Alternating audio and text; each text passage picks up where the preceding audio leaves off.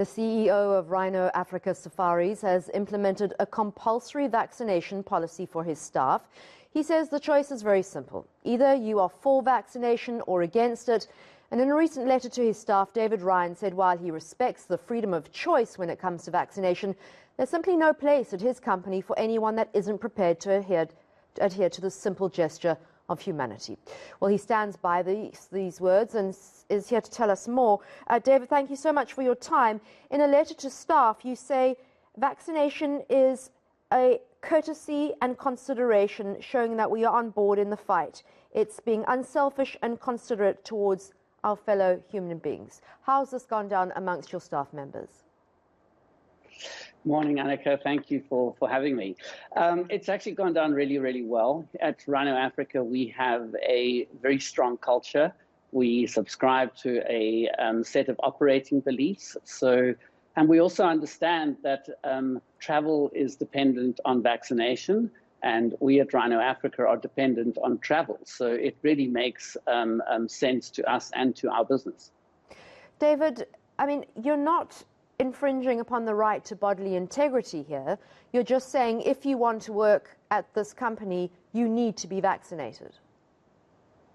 Absolutely. I think, you know, in our DNA at Rhino Africa, we're all about doing good and creating a lasting legacy in Africa.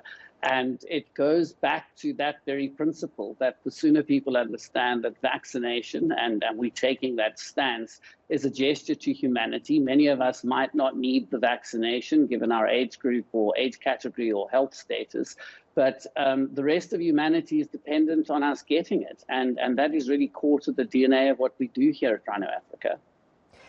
Have you had a situation from a labour perspective, or how would you intend to deal with this? Should a staff member say, I don't want to be vaccinated? Do you say, well, you're happy to, walk out the door? So I think the South African guidelines are very clear on how businesses can deal with anti-vaxxers or staff that don't want to be vaccinated. Here at Rhino, we've been very fortunate. We've only had 1 or 2 cases, and really it's a case of seeing how we can accommodate the staff. In all instances, we've been able to reconcile it and come to an understanding that vaccination is a requirement for our business. It's a requirement for the health and safety of all our staff and all the people that we deal with, and particularly our incoming guests from overseas that have a similar requirement. We require everybody that's coming in to have a vaccination. It only makes sense that we do exactly the same. Have you found that other companies in the corporate sector are reluctant to make vaccines compulsory because of possible labour laws? I think what we find is, I think companies that don't have a strong culture or don't have a strong set of operating beliefs on which to fall back on to justify the decision and to corral their staff or get their staff's buy-in, would find it a lot more difficult to implement a policy of compulsory vaccination.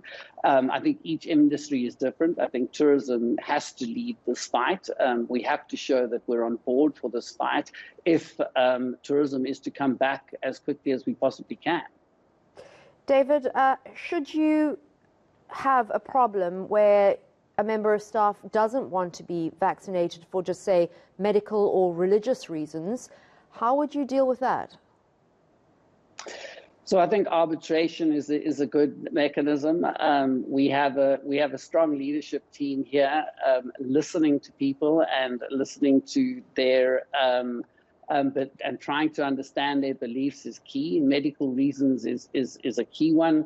I think, there's so many graduates from the University of Google nowadays, and measuring the University of Google graduates with the experts is a key consideration here. We believe that we should follow the science, we should follow the experts, and if somebody gave us advice or expert advice as to why they couldn't take a vaccination or shouldn't take a vaccination, of course we are open to hearing that and arbitrating on that. The general misrepresentation of information, however, is something that has to be mediated by businesses and business leaders so that people can make the right decision. I mean, as we said, we hear daily of gut-wrenching stories of people that had decided not to take the vaccine and are now sitting in critical conditions in hospitals, wishing they had taken the vaccine. And those decisions are often taken under just fake news or misrepresentation of what this vaccine is all about and why we need to fight it for humanity as a whole.